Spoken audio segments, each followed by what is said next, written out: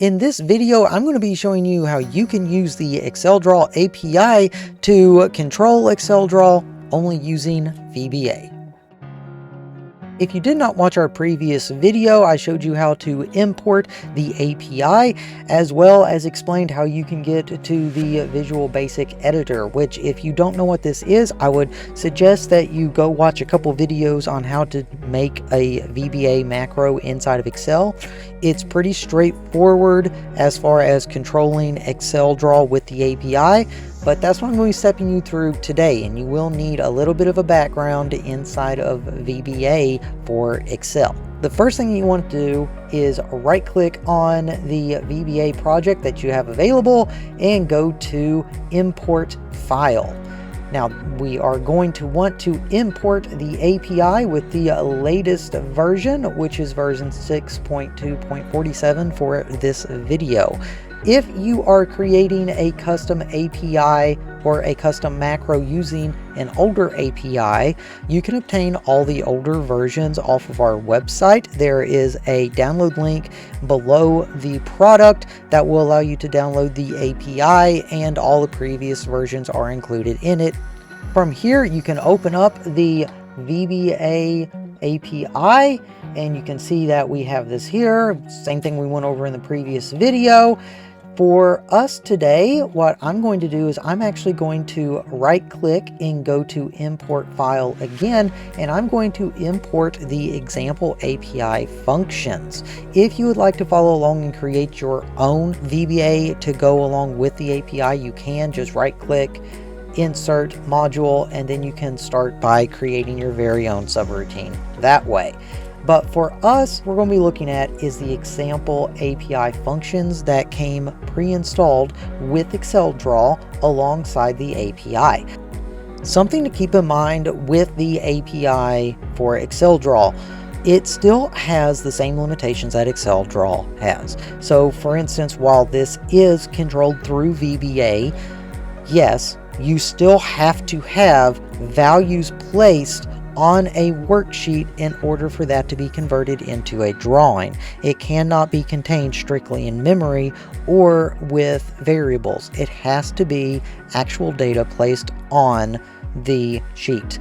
But you can automate this by gathering data from other places and referencing it. So this makes it a lot easier than just going in and hand typing in everything. So the first one we're going to look at, the most simple basic thing of ExcelDraw, and that is creating an object. So in this, we are going to be using the API tool create object, and we're going to use the object of a circle as it shows right here.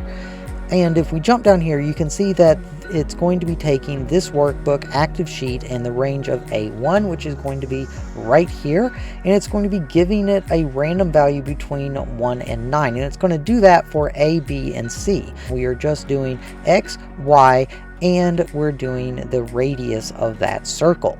Then it's going to go and it's going to generate our defaults for us.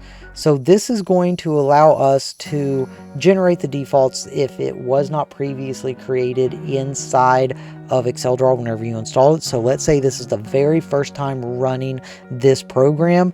You always want to create the defaults because it will help ExcelDraw run faster, so it doesn't have to create them on the fly later. You can just create them now, and if they're already created, it'll skip over this part and move on to the next step. So it's always a good idea to create defaults if it's the first thing you're doing as soon as you run a program or run the API. The next thing it's going to do is it's going to create the object just like we wanted it to do, and it's going to pull data from A1 to C1. It's not going to have Z values, and it's going to be absolute, and it is going to be on layer 1. So one of the nice things is you can specify what layer whenever you're creating objects, something that you typically would have to go up here to the layers and select it there.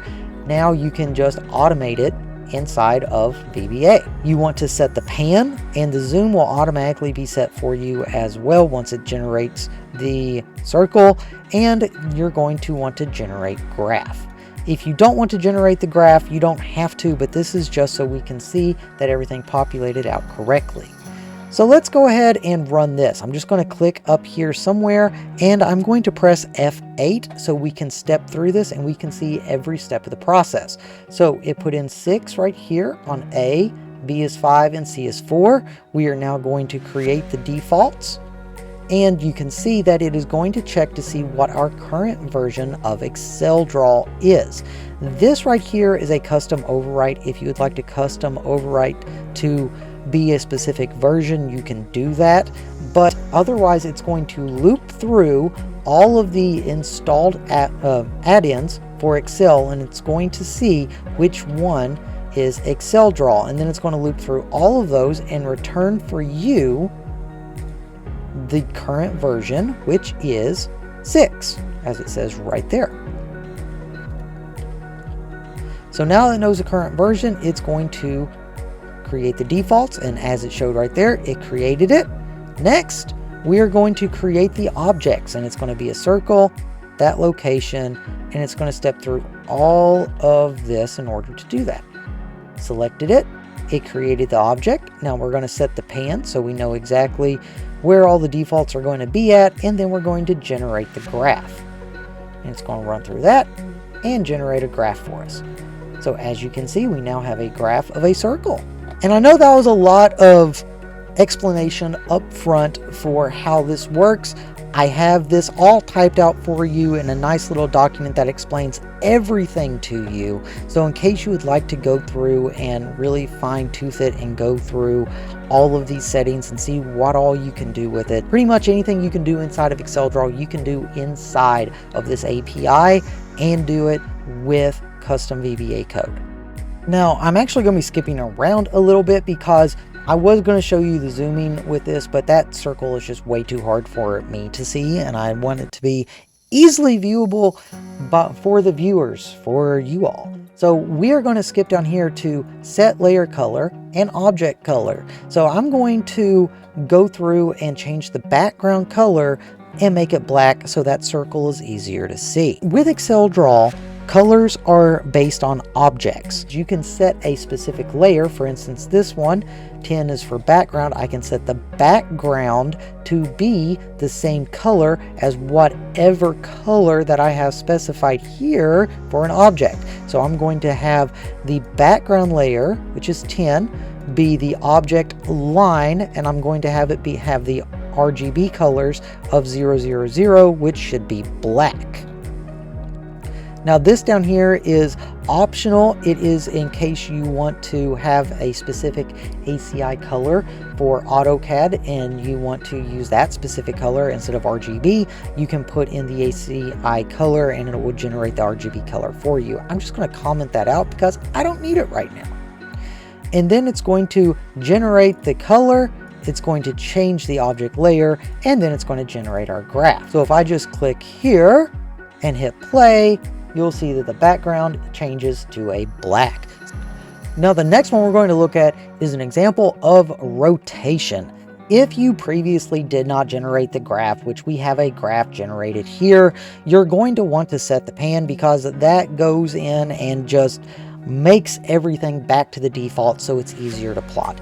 If you already have that graphed, you don't need to set the pan. Next, we are going to go through a loop right here that it's going to go in every 45 degrees, and it's going to set the rotation at a 45-degree interval, and then it's going to generate the graph. I'm going to press F8 right here so we can step through and see how this works.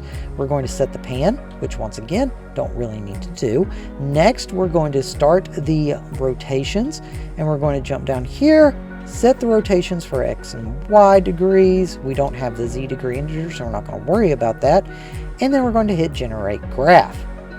And as you can see, it just rotated for us. Now it's going to loop back through until it does all the rotations, but I'm just going to go ahead and hit play so it plays all of them for us and we can see it in actual time as it rotates. The next option we're looking at is zooming, and zooming into a graph in XLDraw can be automated with this function here.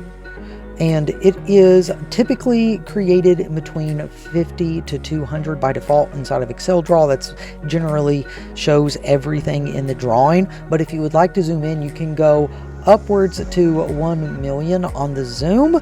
However, once it goes to a certain point, it'll stop graphing things because they're just so big they won't fit on the screen, so they'll just bypass it and not graph it. Anyway, part of the zooming in, you can also get the current zoom of whatever you are at. So what I have here, I have declared a value for the current zoom, and then we're setting that into a loop, which is then going to take the zoom and zoom in, and then it's going to take the zoom and zoom out. And it's going to go right back to our original, and it's going to generate the graph in between. So if we play this, you can see it's going to go through a loop where it zooms in or makes the circle a little bit bigger, and then it's going to start zooming back out and putting it back to where it was originally. Next encompasses all of the graph options inside of the graph that you currently have. So the rotations and the pan. If you run this, you can see all of the different settings with it. Next, we can adjust the graph size, where we can determine what the minimum and maximum values that we would like are, and we can generate graphs based on that size. And we're just randomly generating the size here, and then we're going to generate the graph. So if we just push here, we can see we're generating it in random locations at random sizes, and it's getting smaller and larger and so on. Next, we have an example showing the axis arms. So if you would like to show the axis, all you have to do is run this code right here with a true or false statement saying if you want to show it or not. Currently in this example, I have it set up to if it's not visible, it will be visible, and if it is visible, it'll not be visible. So we can turn it on, and as you can see right there, we have the axis arms. Next, we have the option of showing a ground layer, which will appear right here in the axis as well as underneath the drawing. However, the ground layer is currently set to be black lines on a black background, so you won't be able to see it, but you will be able to see it on the axis arms. So we can just go here, change this to true, and hit play, and we'll be able to see the grid beneath. Next, we're going to be looking at exporting your data. So in case you want to export it into a DXF and you want to do that through VBA, you can do that with this function here. You are first going to need to specify the path of where you want your file to be saved. You are then going to need a file name for the file, a file type, if you would like to overwrite an existing file if the existing file is currently there. If you would like to open the file after you export it, if you would like to have layer coloring available. So in this case, I do not have layer coloring on. I'm going to go ahead and turn it on and see what the color is going to be. So yeah, that layer is currently black. Let's not have layer coloring on, so we're going to leave that on off. And if you would like to have custom overwrite colors, so custom overwrite colors are for text, where you can specify different text colors based on ACI numbers, and if you would like to have that included, you can include that as well. Once you have all that done, then you run this code, which will produce your DXF drawing. So let's go ahead and run this. And as you can see, we now have our circle that has been produced and exported into CAD. Next option is disabling the graph, which you can do if you want to, although you could also just not generate the graph and, be exactly the same way. Next is an example of gathering the ACI color from within VBA, and you can do that by running the get ACI color and then plugging in your RGB. Pretty straightforward, easy code right here, and it'll show you exactly what a ACI color matches that RGB color. And the final thing that we're going to be looking at in the API is generating cells to CAD, which cells to CAD is the new feature that was available in version 6.2, which will allow you to take like a data table like we have here and generate a CAD style drawing for it. And what this code does is it lines out on sheet 1, it clears data in A1 through AC, which we currently have as 654. Then it generates a test text in a custom color and it puts a border around it. Then it uses the Sales to CAD engine or function to create a new drawing with that variable in it. So let's go ahead and try this out. I'm going to step you through this where it is going to get sheet number 1, which it has. It's then going to copy the values in A, B, and C so we can convert them back later. It's then going to merge the cell together, as you can see right there, it just did. Then it's going to put text in it, or test.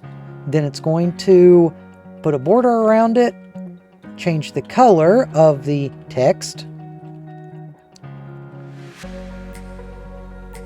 and then it's going to select the cells, which it has, and it's going to run it through the Sales to CAD control.